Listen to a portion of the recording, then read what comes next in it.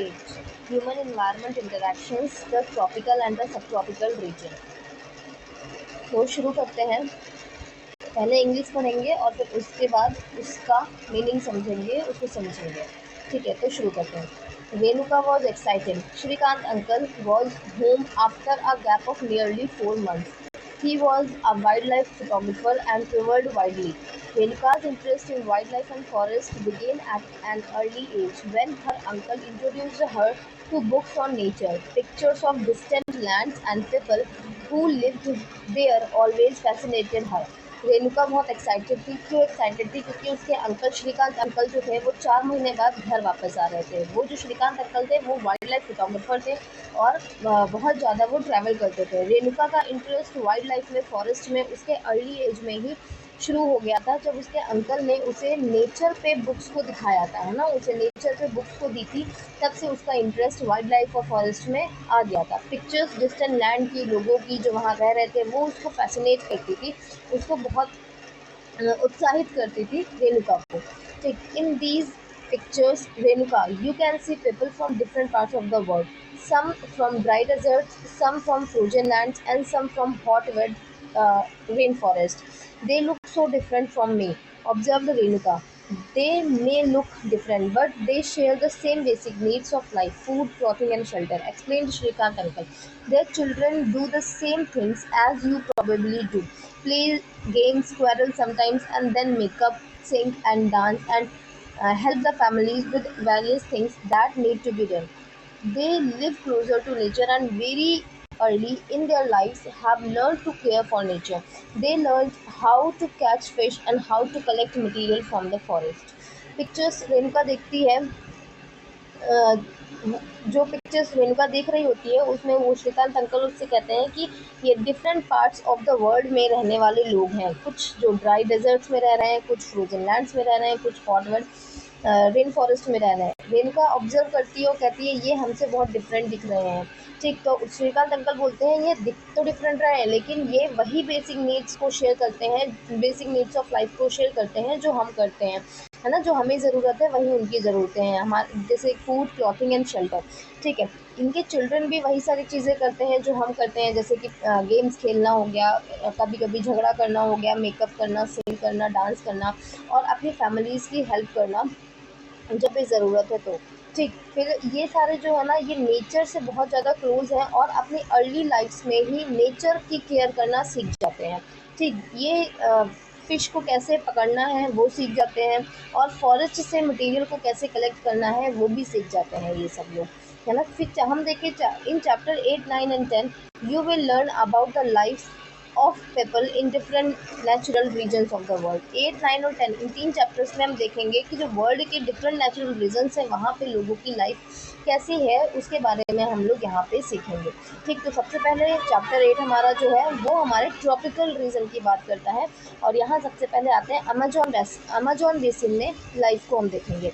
ठीक, तो before learning about the Amazon basin, let us look at the map. Notice that the tropical region lies very close to the equator between 10° north and 10° south. So it is referred to as the equatorial region. The river Amazon flows through this region. Notice how it flows from the mountains to the west and reaches the Atlantic Ocean to the east. The place पहले इतना देखते हैं। Amazon basin के बारे में पढ़ने से पहले हम देखें कि ये है कहाँ। तो अगर हम आए अपने मैप में, और मैप में ये जो मैप हमें दिख रहा है ये है साउथ अमेरिका का मैप, है ना। साउथ अमेरिका का मैप है। जब आप वर्ल्ड मैप में जाओगे तो ये साउथ अमेरिका का मैप मिलेगा, और इसमें ये जो ग्रीन वाला पार्ट है ये हमारा अमेजॉन बेसिन है। ये अगर हम देखें अपने जो हमारे इक्वेटर, ये 0° क्या है, ये इक्वेटर है। इससे 10° नॉर्थ जाओ और 10° साउथ जाओ, इसके बीच का जो रीजन है इसे हम बोलते हैं कि ये ट्रॉपिक्स है ना। ये ट्रॉपिक्स है, और इसी ट्रॉपिक्स में मोस्टली लाई करता है ये अमेजॉन। ये हमारी अमेजॉन रिवर जाती है यहाँ से और उसकी ट्रिब्यूटरीज है, और इससे जो भी फॉरेस्ट बनता है इसी को हम अमेजॉन फॉरेस्ट बोलते हैं। और यही जो बेसिन है ये हमारा जो अमेजॉन रिवर और उसकी ट्रिब्यूटरीज मिलकर जो बेसिन बना रही है इसी को हम अमेजॉन बेसिन कहते हैं। और यहाँ के फॉरेस्ट में जो लोग रह रहे हैं उसे यहाँ का जो फॉरेस्ट है वो अमेजोन फॉरेस्ट है। ठीक है, तो आते हैं the place where a river flows into another body of water is called the river's mouth. Numerous tributaries join the Amazon river to form the Amazon basin. The river basin drains portion of Brazil, parts of Peru, Bolivia, Ecuador, Colombia and small part of Venezuela. ये mouth क्या होता है river का? Mouth जहाँ पे river आके किसी और दूसरे वाटर बॉडी से मिल जाती है तो वो होता है रिवर का माउथ। जैसे यहाँ पे हम देखें तो यहाँ पे हमको ये दिख रही है अमेजोन रिवर, है ना, ये जो हमें दिख रही है this is the Amazon river, और ये यहाँ आके इधर हमारे अटलांटिक ओशन में गिर गई है, तो यहाँ पे इसका माउथ है। ठीक है, और ये जो अमेजोन रिवर है और अमेजोन रिवर, इससे बहुत सारी ट्रिब्यूटरीज मिल रही हैं और इससे हमारा बेसिन बन रहा है। और ये बेसिन कई सारी कंट्रीज़ में है, जैसे यहाँ पेरू हो गया, इक्वाडोर, कोलंबिया, वेनेजुएला, ब्राज़ील में, बोलिविया में, है ना, तो इन सब में ये पड़ता है हमारा अमेजोन बेसिन। अब यहाँ कह रहे हैं कि उन कंट्रीज़ का नाम लिखो जहाँ से इक्वेटर पास कर रहा है। देखो इक्वेटर, ये देखो यहाँ से पास कर रहा है, जिसमें ब्राज़ील आ रहा है ना, उसके अलावा और दूसरी कंट्री यहाँ इक्वाडोर हो जाएगा, कोलंबिया हो जाएगा, ये सारी कंट्रीज़ जहाँ से हमारा इक्वेटर पास कर रहा है। ये साउथ अमेरिका की है, वैसे ही अफ्रीका की भी कंट्रीज़ है। तो नेम लिखो उन कंट्रीज़ के जहाँ से इक्वेटर पास करता है वर्ल्ड में। When Spanish explorers discovered the Amazon River, they were attacked by a group of local tribes wearing headgear and grass skirts. These people reminded them of the first tribe of women warriors known in ancient Roman emperor as the Amazon. Hence the name Amazon. अब ये Amazon इस river का नाम कैसे पड़ा? जब Spanish explorers आते हैं, डिस्कवर करते हैं इस अमेजोन रिवर को, तो वहाँ पे एक लोकल ग्रुप था, ट्राइब का, जो कि अटैक करता है। और वो जो लोकल ट्राइब थी ना, उसने हेडगियर पहना हुआ था और ग्रास का स्कर्ट पहना हुआ था। ठीक उन लोगों को देखकर ये जो स्पेनिश एक्सप्लोरर्स थे, इनको किसी की याद आती है, किसकी? विमेन वॉरियर्स की, है ना। जो एंशियंट रोमन एम्पायर में विमेन वॉरियर्स थी, जिनको अमेजॉन्स कहते थे, उनकी याद आ जाती है इनको देख के।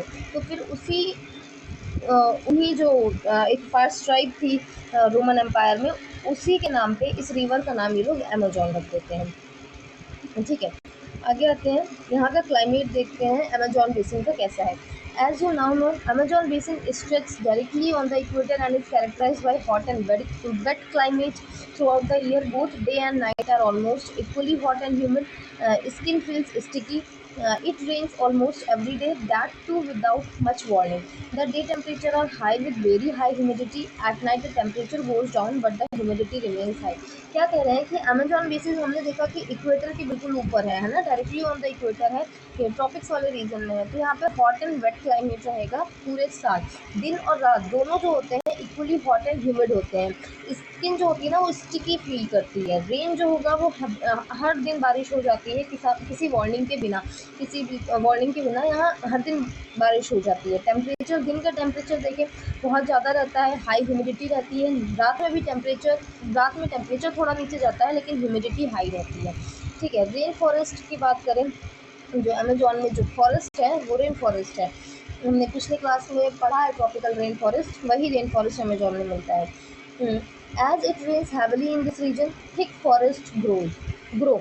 The forests are in fact too thick that the dense roof created by leaves and the branches does not allow the sunlight to reach the ground. The ground remains dark and damp. Only shade-tolerant vegetation may grow here.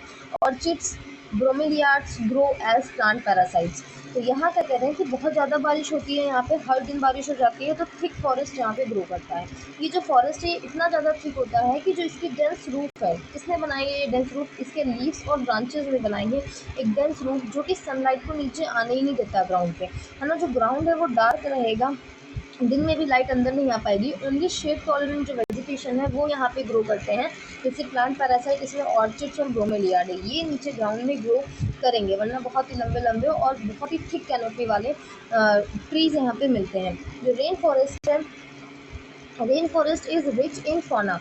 Birds such as toucans, hummingbird, bird of paradise with their brilliantly colored plumage, oversized bill for eating, make them different from birds we commonly see in India. These birds also loud sounds in the forest. Animals like monkeys, sloth, and ant-eating tapirs are found here. Various species of reptiles and snakes also thrive in these jungles. Crocodiles, snakes, python abound. Anaconda and boa constrictor are some of the species. Besides, the basin is home to thousands of species of insects, several species of fishes, including the flesh-eating uh, piranha fish, is also found in the river. This basin is thus extraordinarily rich in the variety of life found there.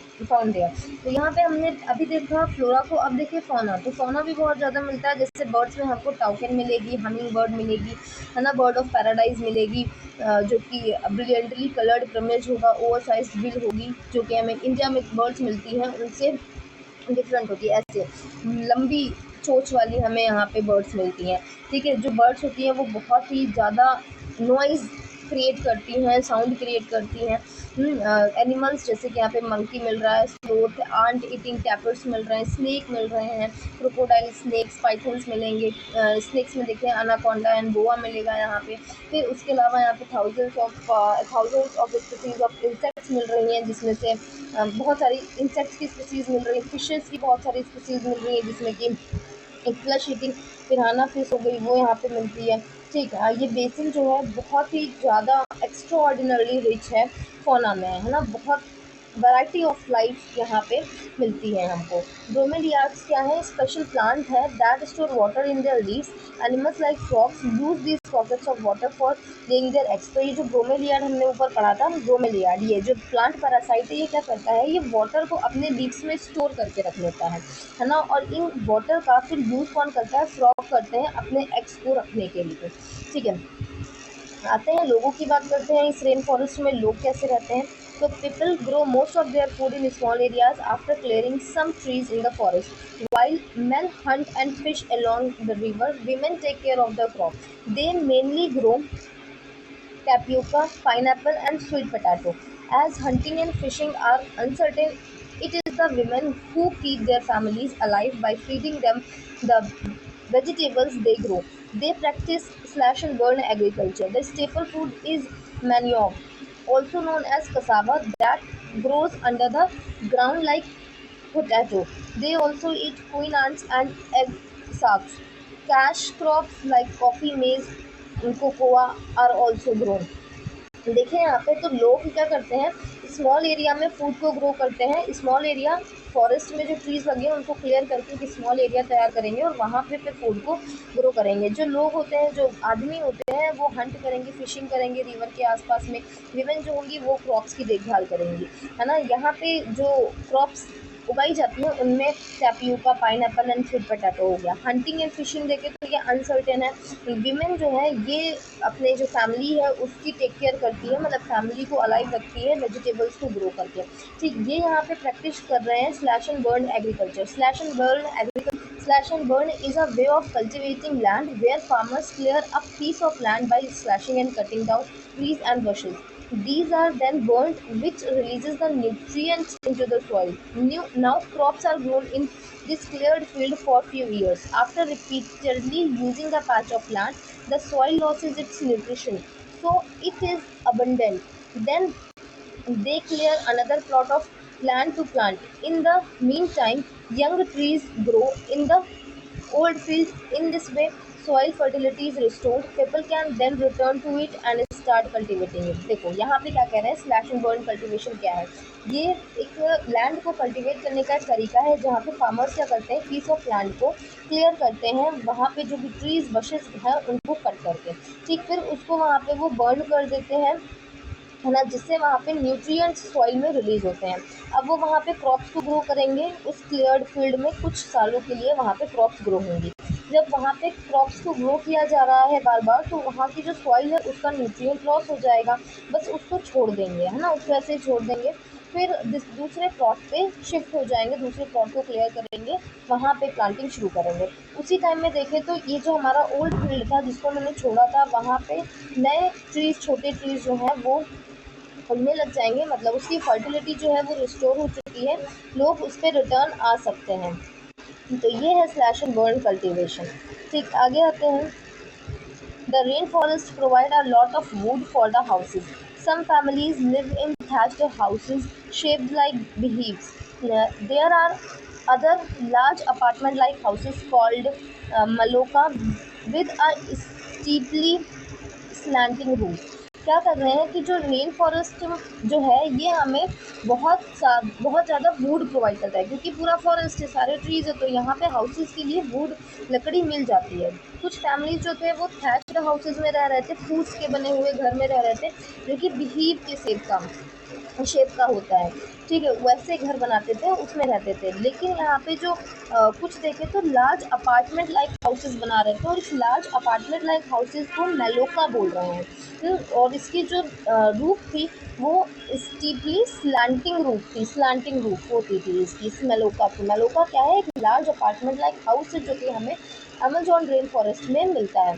Life of the people of the Amazon basin is slowly changing. In the older days, the heart of the forest could be reached only by navigating the river.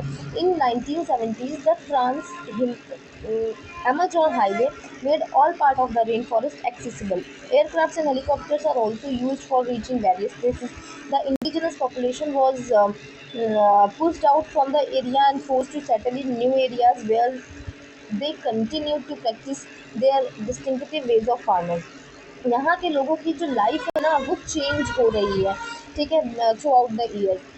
पहले देखें तो जो forest का heart था, मतलब core of the forest में हम सिर्फ रिवर के छू जा सकते थे। लेकिन 1970 में ट्रांस अमेजोन हाईवे बनता है, जो कि यहाँ पे इस रेन फॉरेस्ट को पूरी तरीके से एक्सेसिबल बना देता है। मतलब हर पार्ट में हम अमेजोन रेन फॉरेस्ट के जा सकते हैं। उसके अलावा हेलीकॉप्टर और एयरक्राफ्ट से भी हम वेरियस प्लेसेस में पहुंच सकते हैं। उसके जो इंडिजिनस लोग थे यहाँ के, वो इस एरिया से मतलब उनको पुश आउट किया गया और कहीं नई जगह पर जाके रहने के लिए उन्हें फोर्स किया गया, और वहाँ पे वो दूसरे तरीके की फार्मिंग, यहाँ पे स्लैश एंड बर्न कल्टीवेशन कर रहे थे, वहाँ पे दूसरे तरीके की वो फार्मिंग करने लग जाते हैं। The developmental activities are leading to the gradual destruction of the biologically diverse rainforest. It is estimated that a large area of the rainforest has been disappearing annually in the Amazon basin. You can see that this destruction of forest has a much wider implication. The topsoil is washed away as the rain falls and the lush forest turns into a barren landscape. ठीक, तो ये जो developmental activities हो रही हैं forest में, gradually क्या disturb कर रही हैं, मतलब यहाँ पे जो बायोलॉजिकली डाइवर्स रेन फॉरेस्ट है, मतलब यहाँ पे बहुत ही ज़्यादा डाइवर्स लाइफ फॉर्म मिलती है, ये सारा डिस्ट्रक्ट हो रहा है, ये सारा बर्बाद हो रहा है ना। ऐसा एस्टिमेटेड है कि जो रेन फॉरेस्ट का लार्ज एरिया है ना वो डिसअपेयर हो चुका है, एनुअली डिसअपेयर हो रहा है ये अमेजोन बेसिन में। ठीक, हम देख सकते हैं कि इसका जो डिस्ट्रक्शन है फॉरेस्ट का, उसके बहुत ही ज़्यादा इम्प्लीकेशंस हैं। यहाँ पे देखो, ये इतना ज़्यादा फॉरेस्ट था, उसके बाद धीरे धीरे करके इतने में खेती होने लगी, सिर्फ इतना फॉरेस्ट बचा। फिर यहाँ पे अभी खेती इतने में बची, ये पूरा बैरन हो गया, सिर्फ इतना फॉरेस्ट बचा। ठीक, तो इसका इम्प्लीकेशन हम देख सकते हैं। टॉप सॉइल वॉश अवे हो जाएगी, मतलब सॉइल हमारी इनफर्टाइल हो गई, वो लैंड बैरन बन गया, है ना। फॉरेस्ट भी खत्म और फर्टाइल लैंड भी खत्म, तो ये बैरन हो गया। तो ऐसे हमारा जो अमेजोन फॉरेस्ट है इसी तरीके से खत्म हो रहा है। This is the first part of chapter 8। इसका सेकेंड पार्ट हम दूसरे लेक्चर में कवर करेंगे। अभी यहाँ तक के लिए थैंक यू।